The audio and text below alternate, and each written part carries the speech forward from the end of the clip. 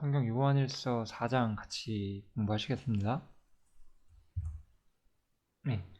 요한일서 4장은 이러한 말씀으로 시작하죠. 사랑하는 자들아 영을 다 믿지 말고 오직 영들이 하나님께 속하였나 시험하라. 많은 거짓 선지자가 세상에 나왔음이니라. 요렇게 이제 시작을 해요. 그러면서 하나님의 영은 이것으로 알지니 곧 예수 그리스도께서 육체로 오신 것을 시인하는 영마다 하나님께 속한 것이요 이렇게 말씀을 해요. 항상 이 예수 그리스도의 성육신이라는 것은 진리의 모든 진리의 기초예요. 그러니까 우리 이제 요한일서나 요한복음은 이 영지주의라는 것하고 이제 강력한 싸움을 하고 있는데 이 영지주의라는 것은 어떤 영적인 특별한 지식을 주장을 하면서 진리를 부인을 하는 거죠. 이 당시에 예를 들면 뭐 도케티즘이었나? 이런 사상이 있었어요. 이게 영지주의 사상인데, 그러니까 이제 예수님이 이 땅에 사람으로 오신 게 아니다 이거죠. 예수님이 이 땅에 사람으로 오신 게 아니라 어떤 뭐 환상으로 이 세상에 오신 것이다. 이게 말이 안 되죠, 그죠? 사실 그리고 우리 시대에는 저도 이건 신학 공부를 안 한 지가 오래돼가지고 이런 신학 용어 많이 잊어버렸는데, 그러니까 아마 자유주의 신학이라고 할 거예요, 이런 것들을 제 기억에는. 자유주의 신학은 어떤 성경의 어떤 무호성을 부인을 하죠. 성경에 있는 문자 그대로 성경을 해석하는 것을 부인하고, 그러니까 모양은 바뀌지만 언제나 우리 곁에 있어 왔던 이 사상들이죠. 그래서 이 자유주의 신학에서는 뭐 예수님께서 표적을 뭐 행하시고 이런 것들이 사실이 아닐 수 있다. 왜냐하면 어떻게 표적을 행할 수 있냐, 어떻게 무리를 사람이 걸을 수 있냐, 이런 이야기가 나오는 거죠.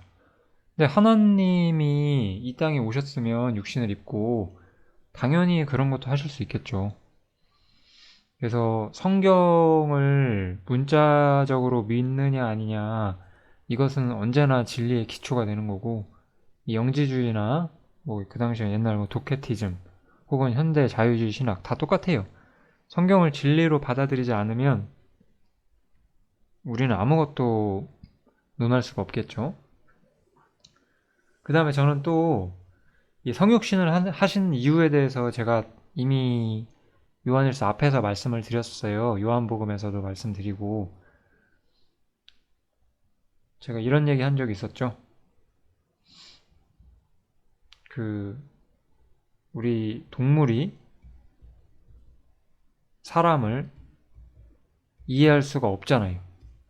동물은 사람만큼 많은 지성과 어떤 이성, 영 이런 것들을 가지고 있지 않기 때문에, 그죠? 사람도 하늘에 계신 하나님을 100% 이해할 수가 없어요. 하나님이 어떤 분이신지 우리가 어느 정도 추정은 할 수 있지만, 하나님이 어떤 분이신지 우리가 정말로 알아야 할 모든 것들을 알 수가 없죠. 그런데 예수님께서 육신을 입고 이 땅에 오셨기 때문에 우리는 그 예수님께서 우리 사람이 이해할 수 있는 말씀과 행동을 하면서 사셨잖아요. 그래서 우리는 그것을 보고 하나님을 이해하는 거예요. 그래서 예수님이 성육신하는 것은 저한테는 개별적으로 이런 큰 의미가 있거든요. 그리고 우리 성경을 공부하시는 모든 분들이 이 예수님의 그 오심, 그리고 그분의 살았던 삶들, 성경에 기록된 내용들, 그리고 그분이 십자가의 죽으심까지 그 모든 것들의 어떤 녹아져 있는 하나님 자신의 모습을 우리가 봐야 돼요. 예수님이 세상에서 하신 모든 일은 하나님 자신으로서 하신 일이기 때문에 우리는 그것을 볼 수 있어야 되는 거예요. 쉽게 말해서 사람은 악하잖아요. 사람은 악해서 어찌 보면 되게 이기심으로 살아가죠. 그런데 예수님께서는 하나님 자신이셨잖아요. 예수님은 자신을 위하여 살지 않으실 수 있는 분이었어요. 자신을 위하지 않으면서 사실 수 있는 분이셨고, 하나님을 위해서 모든 것을 포기할 수 있는 분이었어요. 이런 것들은 결국은 어떤 인간이 과연 완전한 인간인가, 완전한 인간이란 어떤 인간인가를, 완전한 인간은 어떤 것인지를 우리한테 분명히 보여주고 있죠. 그래서 예수님이 이 땅에 육신을 입고 오셨다는 것은 우리 사람이 하나님이 어떤 분이신지를 이해하는 또 유일한 방법이다. 이렇게도 생각해 주시면 크게 도움이 될 것 같습니다. 어쨌든 이제 그래서 자녀들아 너희는 하나님께 속하였고 또 저희를 이기었나니 이는 너희 안에 계신 이가 세상에 있는 이보다 크심이라. 여기는 이제 저는 이런 관점들을 그리스도인이라면 마땅히 갖는 게 당연하다고 생각하거든요. 참 이런 게 약해진다는 것이 어떤 진리의 뼈대가 굉장히 취약해져 있는 상태라고 할 수가 있는 거예요. 우리가 이 세상에서 살면서 여러 가지 갈등하거나 고민해야 할 모든 문제가 있을 때 이런 주제들, 이 요한이 말한 이런 주제들이 확실하면은 사실 고민할 게 별로 없거든요. 이 사도 요한은 두 부류의 인간이 있다라고 사실 말을 하고 있어요. 첫 번째 부류는 제가 여기 써놓은 것처럼 하나님께 속한 사람들이겠죠. 그 다음 두 번째 부류는 세상에 속한 사람들이. 딱 이 두 부류.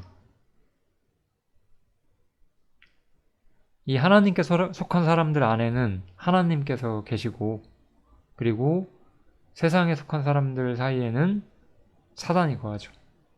이게 너무나 확실하잖아요, 이게.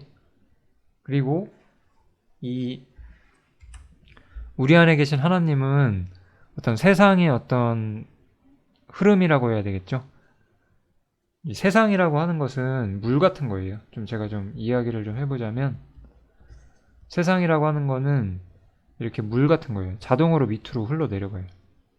우리들은 여기서 이렇게 서 있는 사람들인데 쓸려 내려가지 않게 해야 돼요. 이 세상의 시류에 어떤 세상의 가치관과 세상의 방식에 쓸려 내려가지 않고 살아야 하는 사람들이고, 우리 안에 계신 이가 세상에 있는 이보다 크기 때문에 우리는 이렇게 하나님 쪽으로 앞으로 나아갈 수가 있죠. 이것은 우리에게 어떤 완전을 뜻하는 것은 아니에요. 우리가 예수님 같이 완벽한 인간이 된다는 것을 의미하는 것이 아니라 우리가 어떤 사람이 되었고 그렇기 때문에 어떻게 살아야 하고 우리의 주인이 누구냐라는 문제, 이거를 다루고 있는 거죠. 우리 안에 하나님이 계시고 우리는 세상에 속한 사람들과는 전혀 다른 자리에 들어와 있고, 그렇기 때문에 우리는 하나님 쪽으로 향해 나아가는, 이 땅에서 점점 아래로 내려가는 삶이 아니라 하늘을 향해 나아가는 삶, 우리가 그렇게 살기 위해서 부름을 받았고, 세상에는 이렇게 하나님께 속한 자와 이 세상에 속한 자, 이 딱 두 부류의 사람들만 있는 거예요. 저는 사람을 볼 때 뭐 그렇게 복잡하게 평가하지 않아요. 뭐 저 사람이 뭘 했네, 뭐 정치적으로, 경제적으로 뭐 이런 거 저는 별로 관심이 없어요. 왜냐면은 그 사람이 하나님께 속하지 않았으면은 영원한 심판에 있는 거고, 하나님께 속한 사람이면 영생을 얻고 저와 함께 영원히 거하게 되겠죠. 저한테는 이것만 중요해요. 이것만 중요하게 생각하시고 세상을 봐보세요. 그럼 너무나 심플하거든요. 이 세상에 속한 사람들한테는 기회가 되면 복음을 전하든지, 그게 여의치 않으면 그냥 별로 제가 신경 쓸 필요가 있는 사람들이 아니거든요. 물론 보편적인 호의는 베풀 수 있지만 제가 그들의 관심사에 제가 낄 게 없잖아요. 왜냐면 근원이 다른 거거든요. 인류는 두 부류가 있고 우리 세상 사람들은 각자 자기만의 영역이 있지만 그 모든 영역, 뭐 예를 들어서 여기 뭐 정치 분야에 관심 있는 사람들, 경제 분야에 관심 있는 사람들, 문화에 관심 있는 사람들, 뭐 사회정의 같은 거에 관심 있는 사람도 있는데 하나님은 이쪽에 따로 계시잖아요.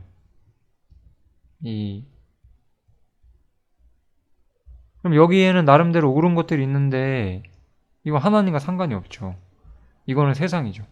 이게 성경의 방식이에요. 너무나 확실하죠.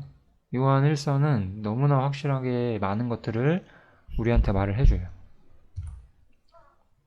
그래서 저희는 세상에 속한 고로 세상에 속한 말을 하매 세상이 저희 말을 듣느니라. 우리는 하나님께 속하였으니 하나님을 아는 자는 우리의 말을 듣고 하나님께 속하지 아니한 자는 우리의 말을 듣지 아니하나니 진리의 영과 미혹의 영을 이로써 아느니라. 이렇게 나오죠. 그래서 여기서는 사람의 영과 그 영으로부터 나오는 사람의 말, 이것이 사실은 동일한 노선을 가지고 있다. 저는 이렇게 생각하시면 될 것 같아요. 세상에 속한 사람들은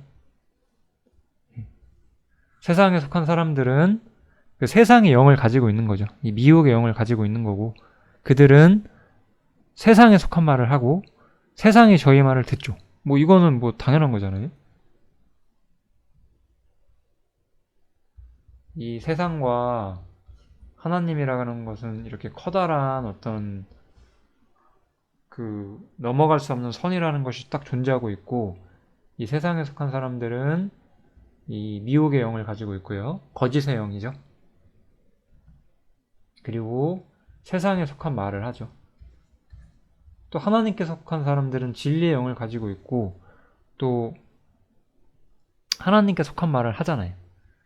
이렇게 사람의 어떤 근원과 어떤 위치가 사실 저는 여기서 특별히 언행을 통해서 드러난다는 것을 우리가 좀 생각해 볼 수 있지 않나 싶어요. 세상에 속한 자는 세상의 말을 해요. 하나님께 속한 자는 하나님께 속한 이야기를 하고요. 그 사람의 말과 그 사람의 행동을 보면 그 사람이 어디 속했는지 우리는 사실 당연히 알 수 있어요. 그쵸? 이거 너무나 당연한 문제로 항상 요한은, 그리고 이건 요한뿐만이 아니라 거의 모든 성경이 말을 하죠. 행함을 통해서 그 사람의 실체가 드러난다라고 항상 성경은 이야기를 해주죠. 이거는 뭐 부인할 수 없는 사실이에요. 행함을 통해서 한 사람의 실체가 어떻게든 드러난다는 것이 성경은 너무나 확실하게 나오죠. 이거는 그리스도인 안에서도 사실이에요. 세상 사람들은 세상의 방식으로 행함으로써 자신의 실체가 하나님께 속하지 않았음을 드러내고, 우리는 믿음 안에서도 우리는 우리가 어떻게 살아가는지를 통해서 내가 하나님을 얼마나 사랑하는지, 내가 하나님의 사랑에 얼마나 반응하며 살고 있는지, 이런 것들은 항상 저는 드러난다고 생각을 해요.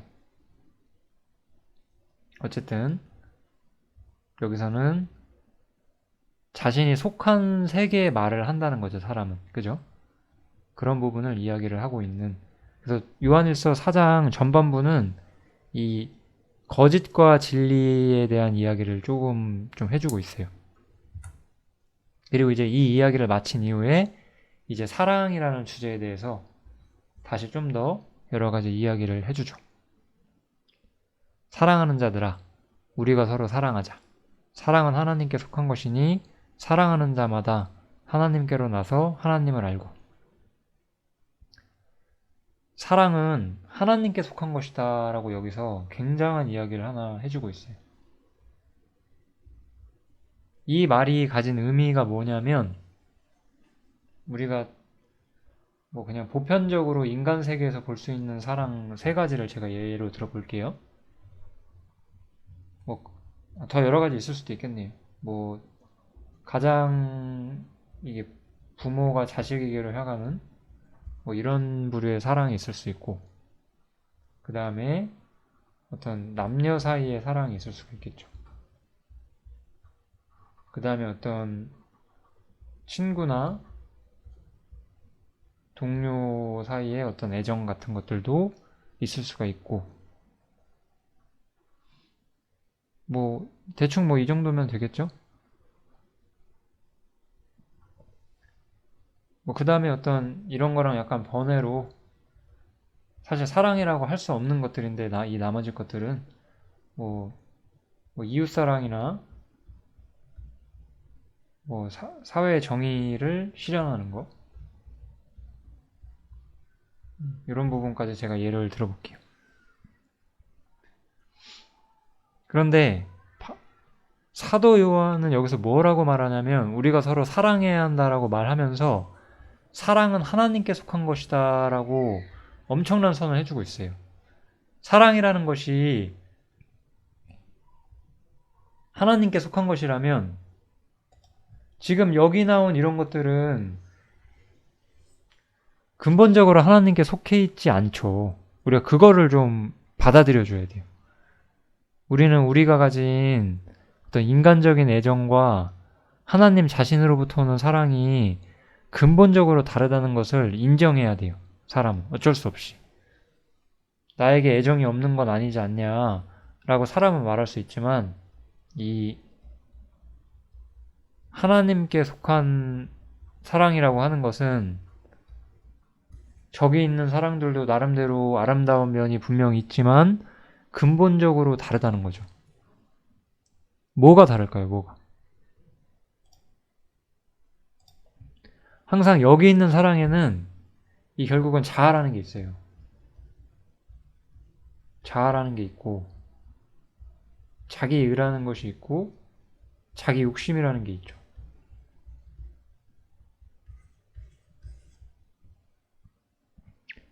근데 우리 하나님께 속한 사랑에는 진리가 있고 자기 부인이 있었어요. 완전한 희생이 있었고요. 진리가 있다는 것은 의와 어떤 죄로부터의 승리 같은 것들이 포함되어 있었다는 이야기를 제가 좀 하고 싶었던 거예요. 그래서 사랑은 하나님께 속한 것이고, 이 하나님께 속한 사랑을 우리 보고 하자라고 지금 이야기를 하는 거예요. 사도 요한은. 뭐 어떻게 사랑해야 될지는 제가 지금 이야기하진 않을 거고요. 그래서 이 사랑이란 것은 하나님께 속한 것이기 때문에 사랑하는 자마다 하나님께로 나서 하나님을 안다라고 이야기를 하죠. 반대로 하나님께 속하지 않은 사람은 하나님을 알지 못하죠. 그리고 사랑도 알지 못하게 돼요. 왜냐하면 사랑은 하나님께 속한 것이니까요. 이 세상 사람들도 나름대로 서로 사랑하며 살고 나름대로 아름답게 살려고 노력은 하지만 이 성경적인 사랑, 하나님 자신으로부터 오는 사랑이 없다는 거예요. 하나님께 속한 사랑이. 왜냐하면 사랑하지 아니하는 자는 하나님을 알지 못하나니 바로 하나님은 사랑이심이라 이렇게 말하잖아요. 이 세상, 아까 제가 썼던 그러한 세상에는 하나님의 사랑이 거하지 않아요. 그래서 이 세상은 사랑을 논할지라도 사실 전혀 알지 못해요. 왜냐면 아까 봤듯이 이 세상 속에 있는 사랑에는 이 자아라는 것이 끊임없이 발휘가 되거든요. 주님처럼 어떤 하나님의 영광에는 아무것도 바라지 않는 완전한 사랑과 완전한 희생과 완전한 순종, 이런 것들이 없는 형태의 사랑, 인간의 이기심과 함께하는 사랑, 물론 그 중에 일부는 하나님께서 우리 양심 속에 넣어주신 사랑도 있지만 사실 100% 완벽하진 않거든요.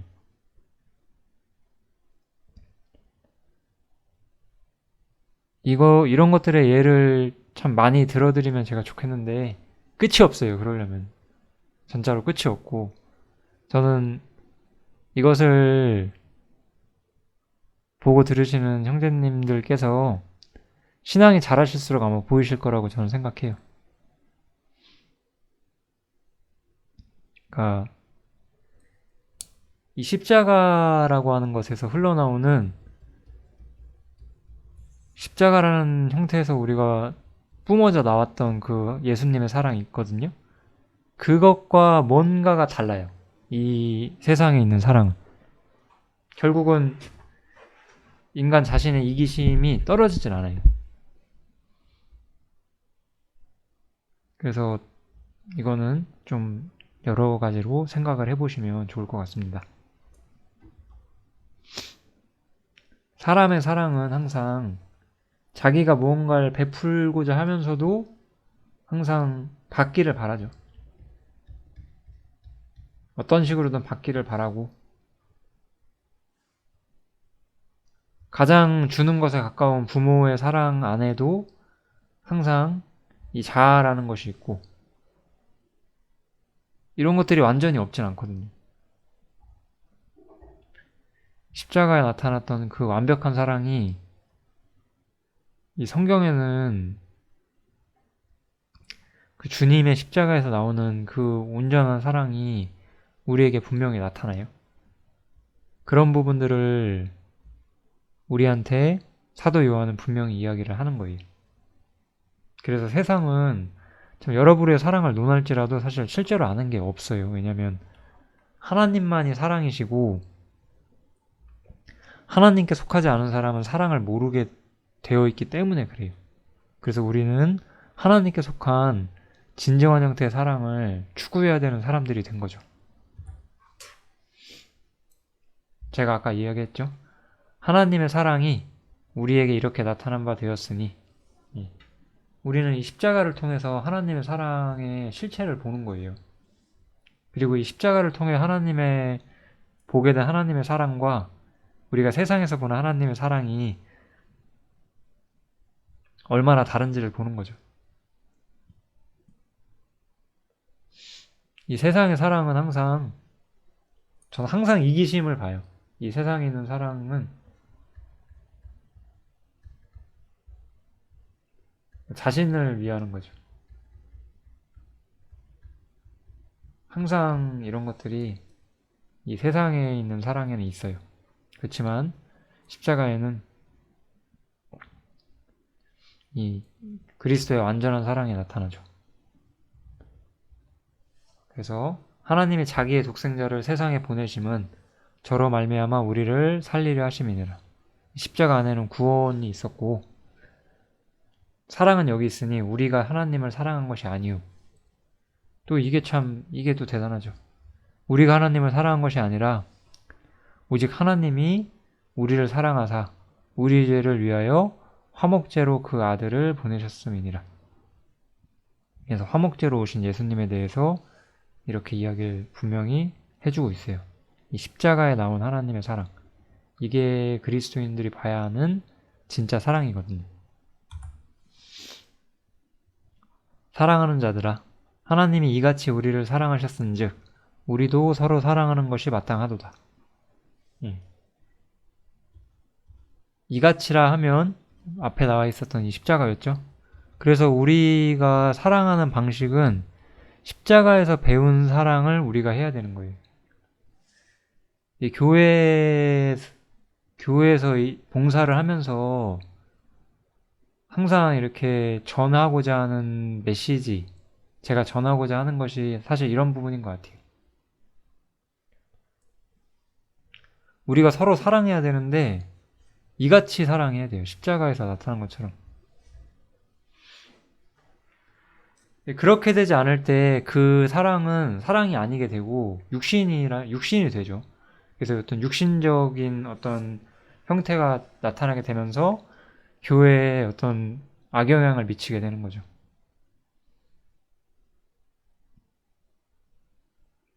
성경에서는 우리가 이같이 십자가에서 하나님께서 우리를 사랑해 주신 것처럼 우리가 서로 사랑해야 한다.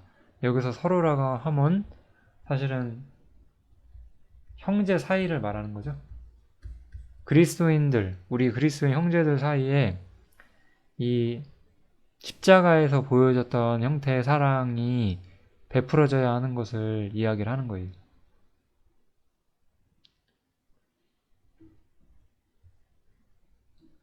어느 때나 하나님을 본 사람은 없었죠. 그렇지만 우리가 서로 사랑하면 하나님이 우리 안에 거하시고 그의 사랑이 우리 안에 온전히 이루느니라 이렇게 나와 있죠. 이거는 사실 하나님을 본 사람은 없잖아요. 이 세상 누구도. 그렇지만 우리 그리스도인들 안에는 하나님께서 계시잖아요. 우리 그리스도인 안에 하나님께서 계시기 때문에 우리가 서로 사랑할 때 우리 안에 있는 하나님께서 우리 안에 있는 하나님, 그리고 이제 하나님 안에는 또 사랑이 있죠. 그죠? 하나님은 사랑이시니까. 그래서 우리가 서로 사랑하면 우리 안에 하나님이 계시고 이 하나님의 사랑이 우리를 통해서 서로 교류가 일어날 것이기 때문에, 그래서 우리가 서로 사랑하면 하나님이 우리 안에 거하시고, 첫 번째로 하나님 우리 안에 거하시죠. 그리고 그의 사랑이 하나님의 사랑이 이제 하나님 안에 있고, 그렇기 때문에 우리 안에 있으니까, 그래서 그의 사랑이 우리 안에서 온전히 이루어질 것이다. 이렇게 우리가 사랑을 실천해야 할 것을 의무로 주고 있어요. 성경에서는. 이건 굉장한 의무죠. 그리스도인들에게 서로 사랑하라는 것을 하나님께서는 당연한 것임에도 또 우리에게 의무로서 다시 한번 주신다고 생각이 들어요. 그러면 십자가 사랑이 어떤 것이냐를 제가 자세히 여기서 다 말할 수는 없지만, 딱 하나 우리가 말할 수 있는 것은, 우리가 하나님을 사랑한 것이 아니라는 거예요. 오직 하나님께서 우리를 사랑하신 거예요. 우리 죄인들에게 사랑받을 자격이 없는 죄인이죠. 죄인이란 것은 사랑받을 어떤 자격이 없었다는 거예요. 우리들한테는. 우리 참 세상에 어떤 사회의 정의나 어떤 잘못된 기독교적인 정의감을 가진 사람들은 우리는 다 사랑받을 자격이 있고 사랑해줘야 하고 이렇게 말하지만, 성경은 사람이 사랑받을 자격이 없다라고 말을 해요. 사랑받을 자격이 없는 우리에게 하나님께서는 사랑을 베푸시는 거예요. 아무 조건 없는 사랑,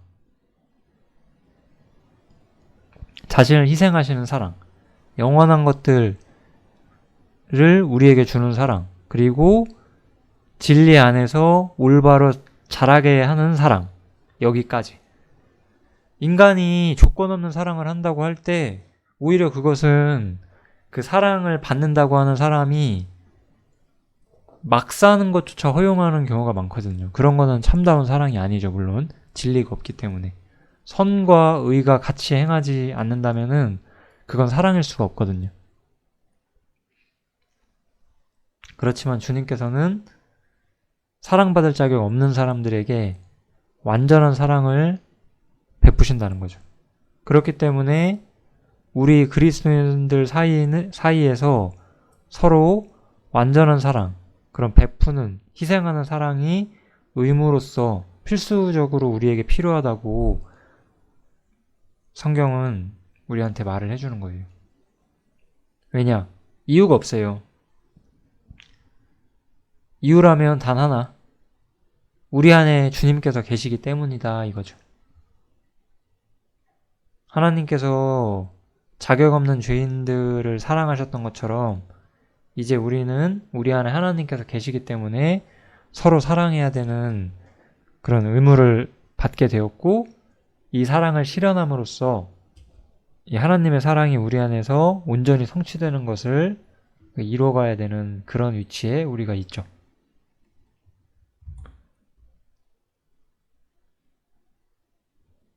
이 문제에 관해서도 또 그때 우리 요한일서 3장에 나왔던 것처럼 성령을 통해 우리에게 증거하시는 부분이 있다라고 이야기를 하죠. 이것도 그래서 마찬가지예요. 우리가 요한일서 2장을 보면 의를 행하는 것이 나왔었죠. 3장에서는 좀 순종과 사랑이 조금 나왔었고요.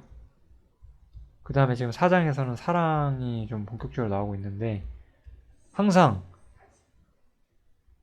우리가 우리 안에 하나님이 계시고 하나님께서 우리 안에 계시는 이 우리의 위치에 대한 완전한 축복을 우리가 이해하기 위해서는 먼저 우리가 뭘 해야 되냐?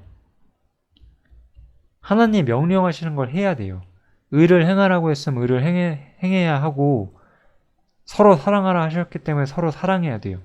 그렇지 않으면 우리는 성령님을 통해서 우리에게 전해지는 이 완전한 계시, 가장 완전한 계시는 여기서 뭐죠? 내 안에 하나님이 계시다. 그리고 하나님께서 내 안에 계시다. 이게 연합이에요, 연합. 하나님과 내가 완전한 신교의 관계에 들어가 있다는 최상의 표현. 우리 이 표현이 어디 나오죠, 원래? 아가서에 나오죠, 아가서? 어떤 의심 없는 최상의 친교를 표현하는 표현이에요, 이것은. 그리고 이거는 어떤 우리가 생각하는 이 최상의 친교라는 것이 정말 그냥 마음이 가깝기 때문에만 그런 게 아니라 이건 또한 실제로도 그래요. 최상의 친교의 표현이면서 우리는 주님 안에 있고 또 우리 안에는 주님께서 계시죠. 그것이 바로 우리가 순종할 때 성령을 통해서 우리에게 하나님께서 알려주시는 거예요. 제가 복음을 전할 때는 두 가지를 전하잖아요. 첫 번째로는 제가 죄사함을 전하죠.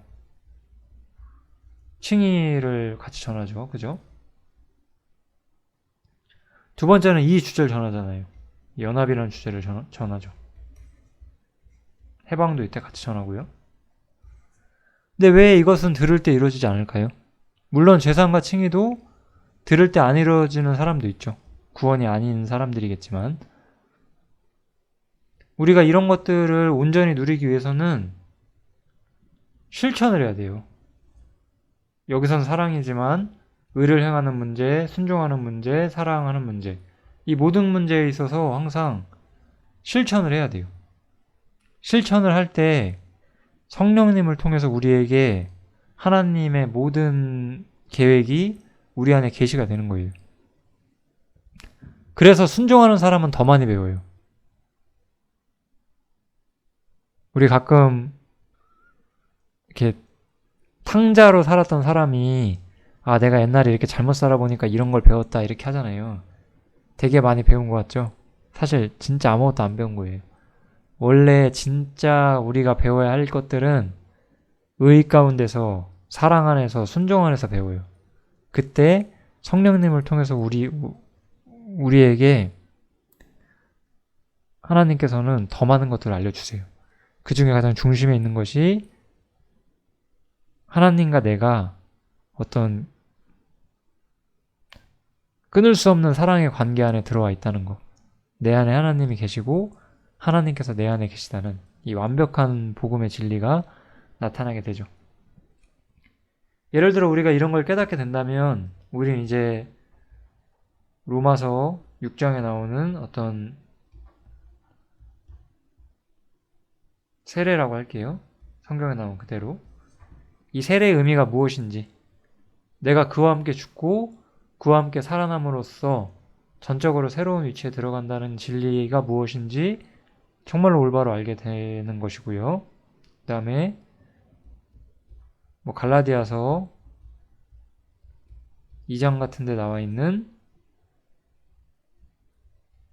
내가 그리스도와 함께 십자가에 못 박혔나니 그런즉 이제는 내가 산 것이 아니라 내 안에 그리스도께서 사신 것이라. 이런 말씀이 뭘 의미하는지도 확실히 이해하게 되겠죠.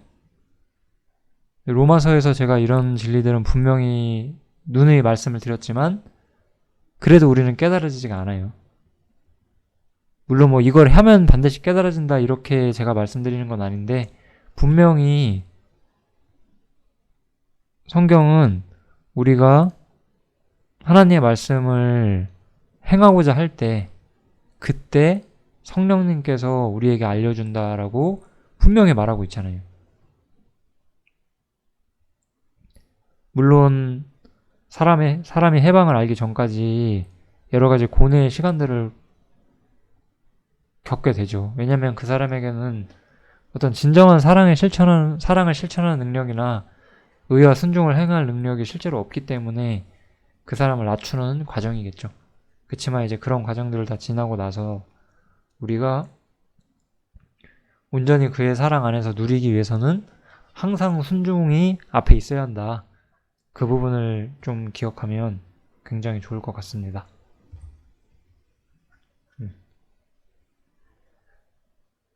아버지가 아들을 세상의 구주로 보내신 것을 우리가 보았고 또 증거하노니 누구든지 예수를 하나님의 아들이라 시인하면 하나님이 저 안에 거하시고 저도 하나님 안에 거하느니라.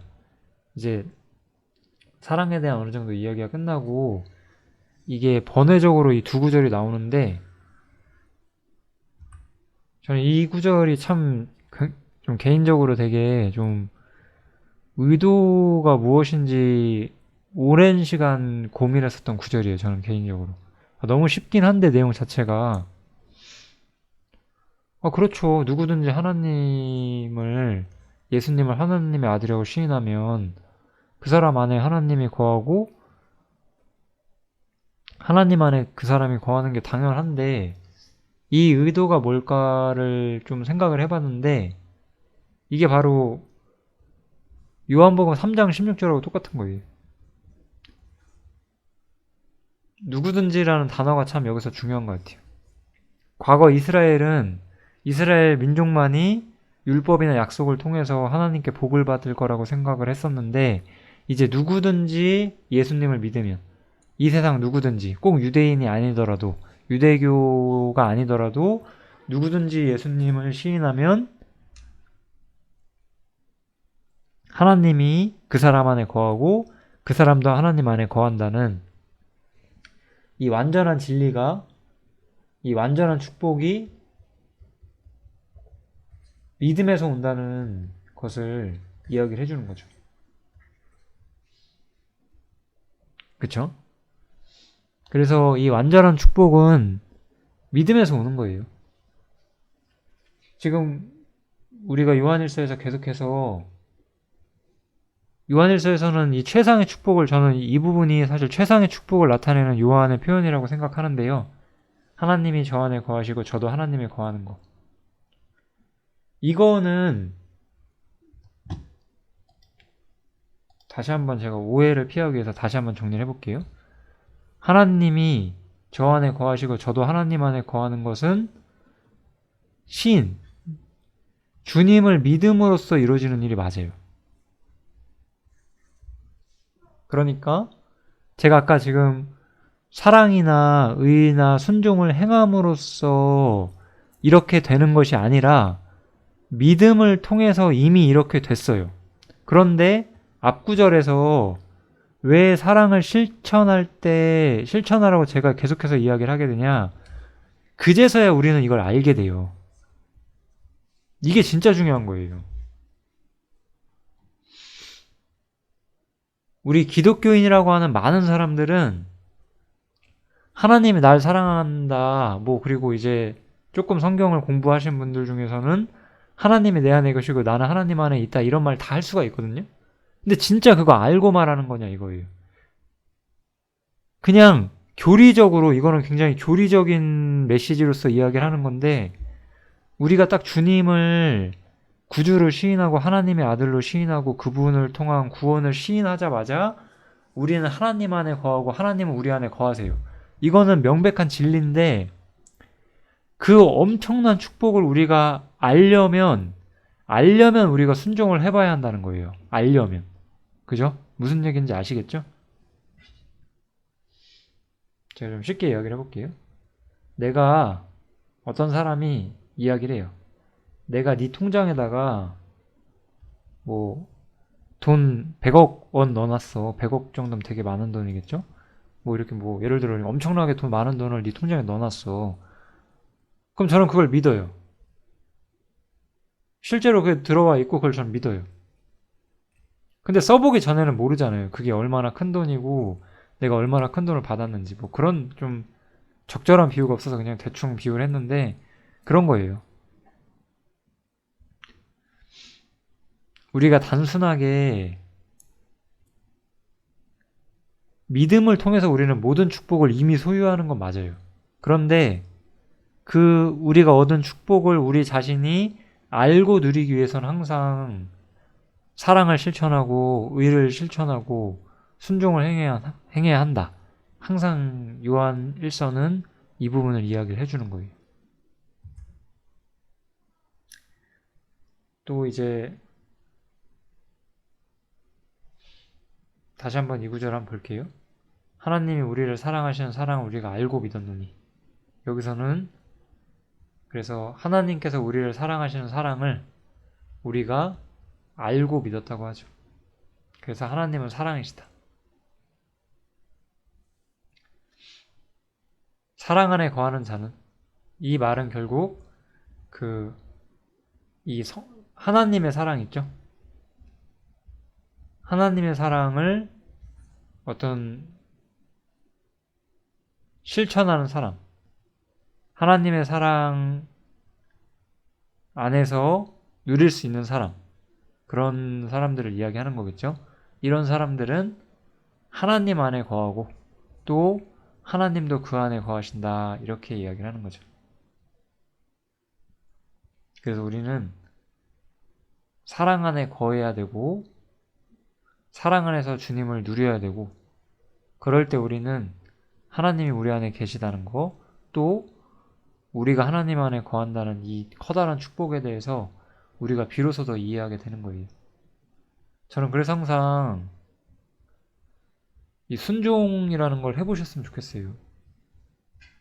교회에서 어떤 부분적인 어떤 형태의 어떤 봉사, 그런 게 아니라 마음을 주님께 다 쏟아보세요. 한번 진짜로 그렇게 사랑해보시고, 교회 자신과 자신의 안녕을 위해 살지 말고 교회를 위해서 모든 걸 포기해보세요. 그러면 진짜 알게 된다니까요, 이거를.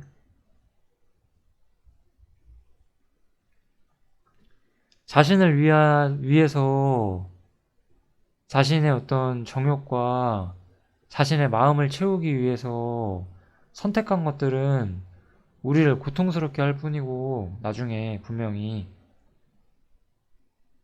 주님을 위해서 우리가 하나님께 배운 사랑으로 행했던 것들, 내가 주님과 교회를 위해서 주님께서 우리에게 베푸신 사랑대로 또 베푸는 형태로 하는 사랑은 우리 자신을 충만하게 해주고 하나님을 더 많이 이해하게 해주고 하나님 안에 거하고 하나님께서 내 안에 거한다는 그 축복을 훨씬 더 많이 누리게 해주거든요. 그래서 항상 이런 것들은 우리가 사랑이신 하나님을 쫓아가 봐야 하는 것이다. 저는 그런 부분이 참 중요하다고 생각을 해요.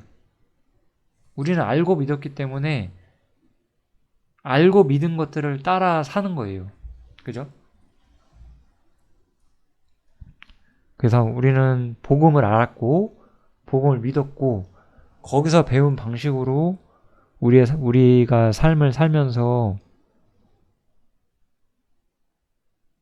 타협하지 않고 올바른 방식으로 헌신하고 사랑하면서 우리는 주님을 배우게 되는 거죠. 참 너무나 저는 이것이 중요하다고 생각을 해요.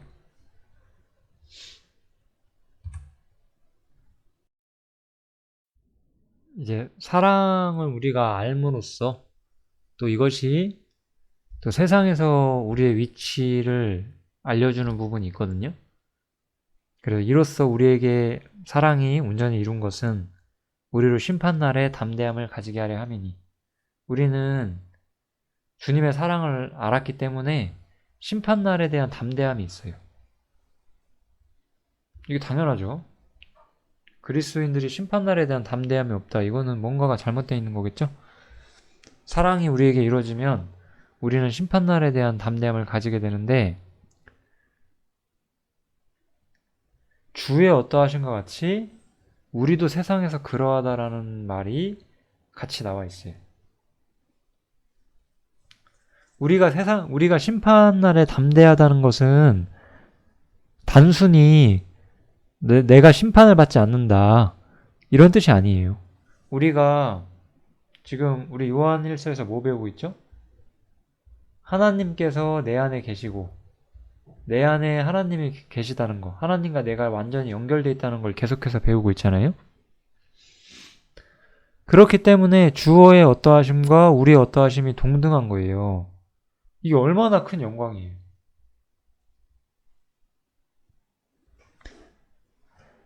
우리가 이것이 얼마나 영광스러운지를 십자가를 통해서 더 진짜 알게 돼요. 그냥 우리가 볼 수 없는 하나님, 하늘에 있는 어떤 창조주의자, 전능자, 그 하나님이 아니라 십자가를 통해서 나타난 예수 그리스도 있죠.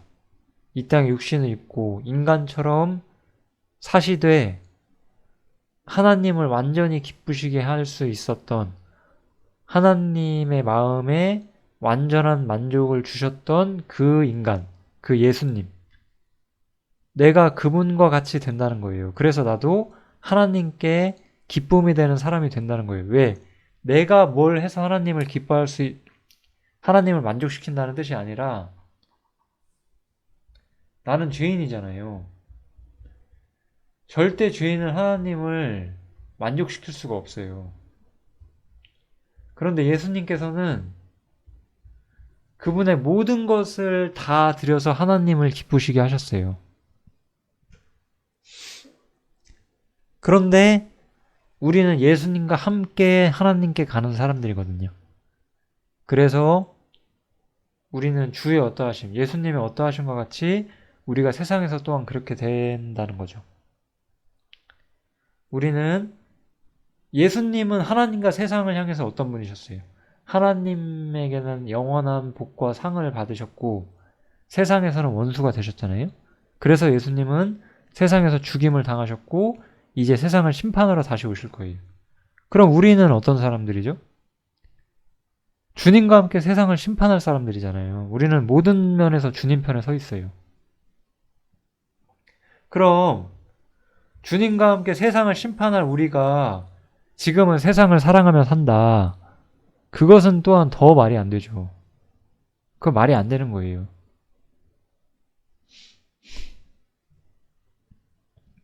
이 세상은 예수님을 영접하기 싫어서 죽음으로써 쫓아낸 세상이거든요. 우리는 십자가를 통해서 세상의 실체를 볼 수가 있었어요. 그리고 이제 우리가 어떤 입장에서 세상에 살아있는지를 분명히 볼 수가 있어요.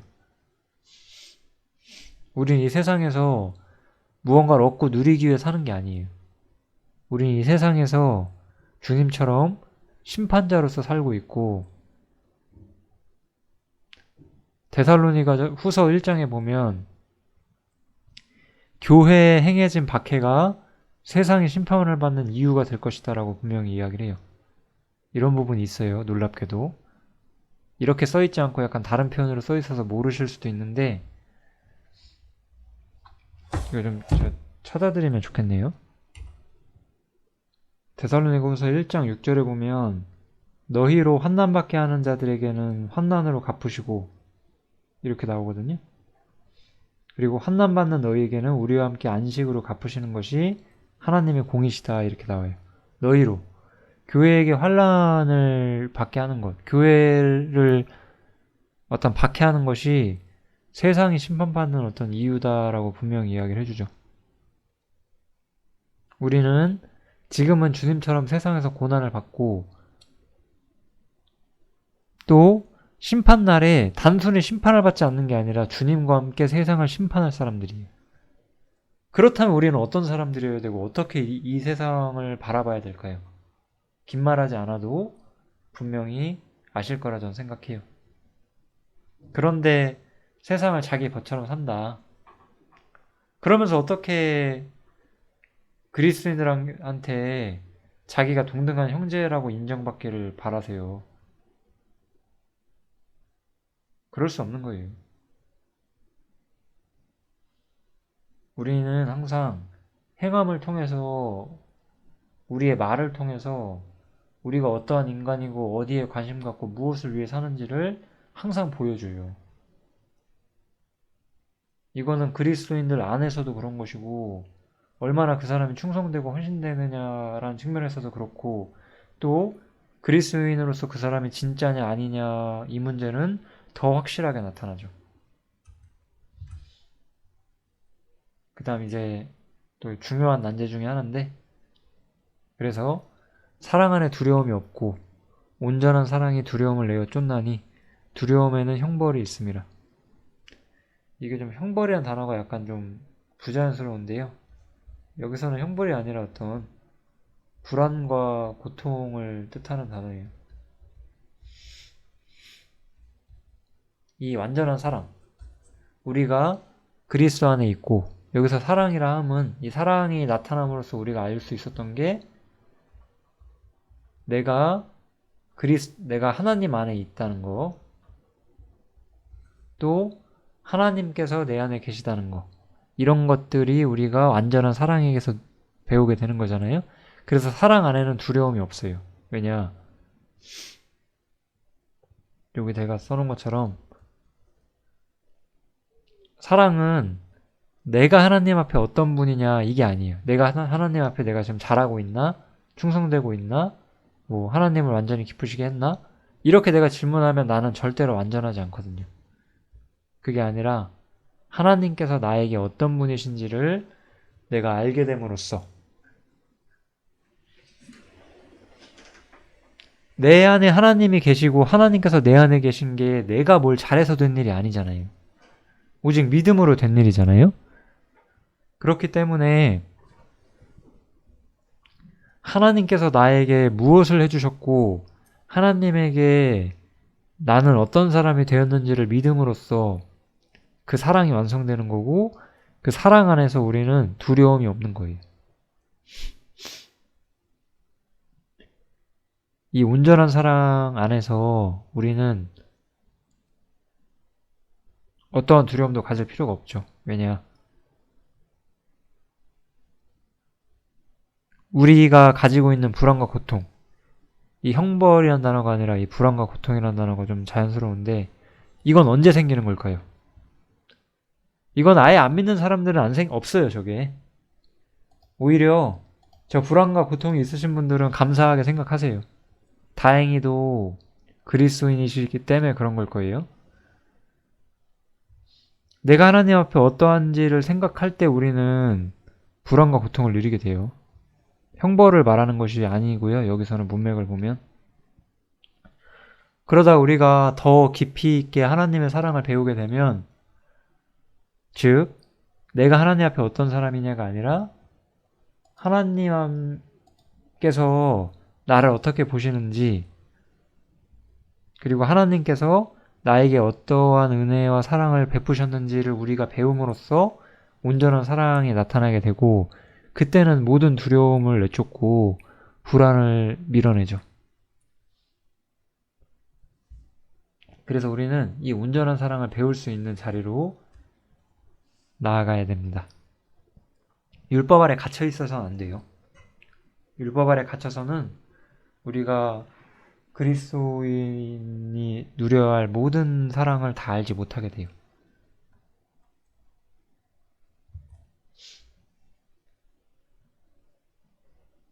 마지막으로 사랑이 어떤 그 근원이 어디 있는지 이 부분을 살피고 마치면 될 것 같습니다. 우리가 사랑하면 그가 먼저 우리를 사랑하셨음이라 이렇게 시작하는데, 우리가 주님을 사랑한다는 거거든요. 뭐 서로 사랑한다는 뜻이 아니라 이 구절은. 그래서 우리가 주님을 사랑하면 그가 먼저 우리를 사랑하셨다. 항상 이게 먼저예요.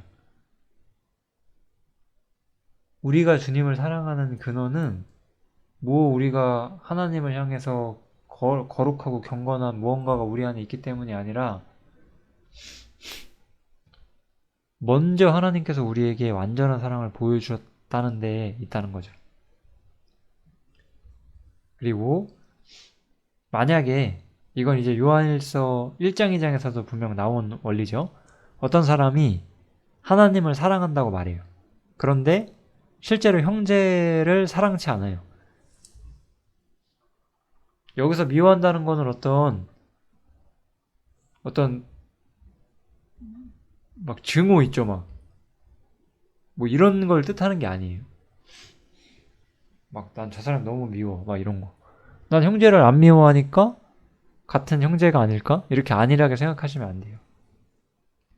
그래서 미워한다는 의미는 오히려 그 어떤 신적인 애정이 없다는 거예요. 이런 의미로 이해해 주신다면 좀 더 자연스럽게 이 부분을 정확히 이해하실 수 있을 것 같아요. 우리는 하나님을 사랑하기 때문에 보세요. 어떤 사람이 이 사람이 나는 하나님을 사랑한다라고 인정을 해요. 근데 여기에 형제가 있어요. 근데 형제 안에는 하나님이 있잖아요. 근데 이 사람이 말로는 하나님을 사랑한다는데 이 사람에 대한 애정이 없어요. 진짜 그 신적인 애정이 없어요.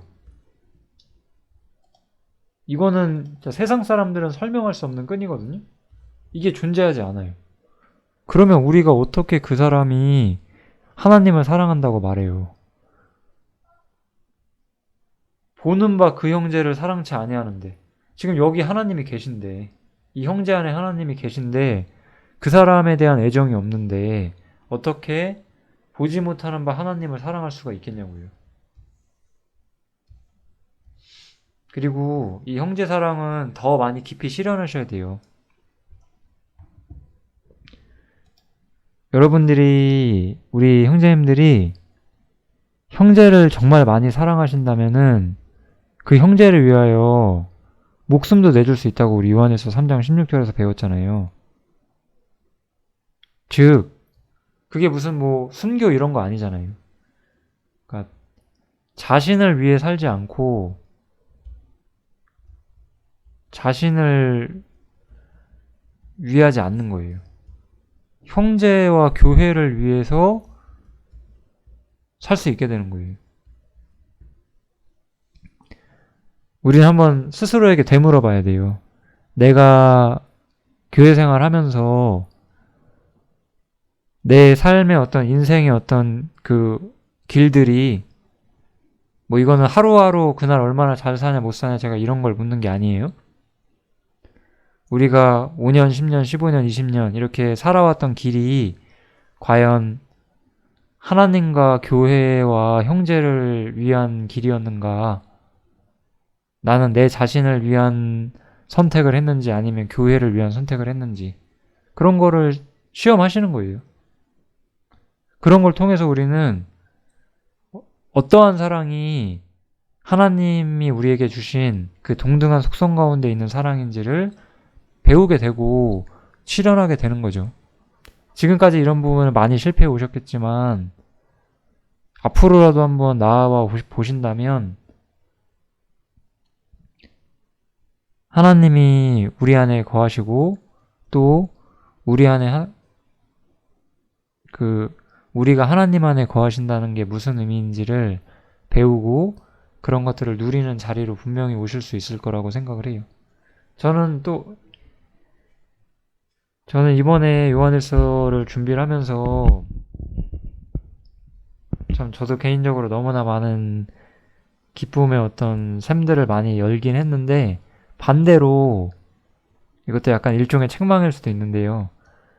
우리 형제님들이 아직 많이 누리시지 못하겠구나라는 생각이 드네요. 제가 누렸던 만큼. 왜냐면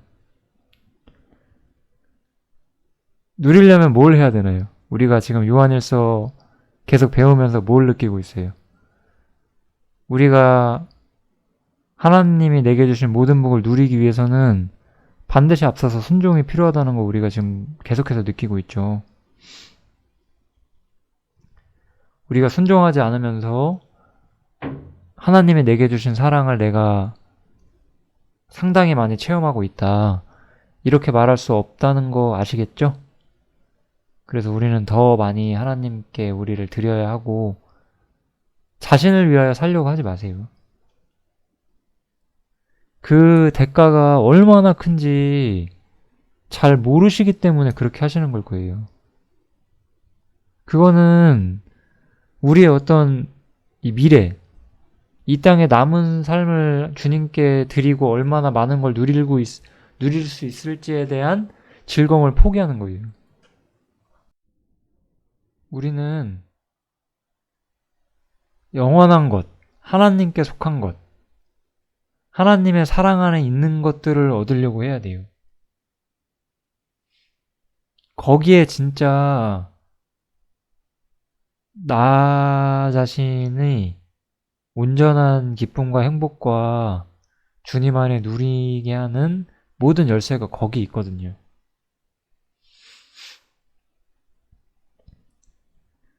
우리 모두가 이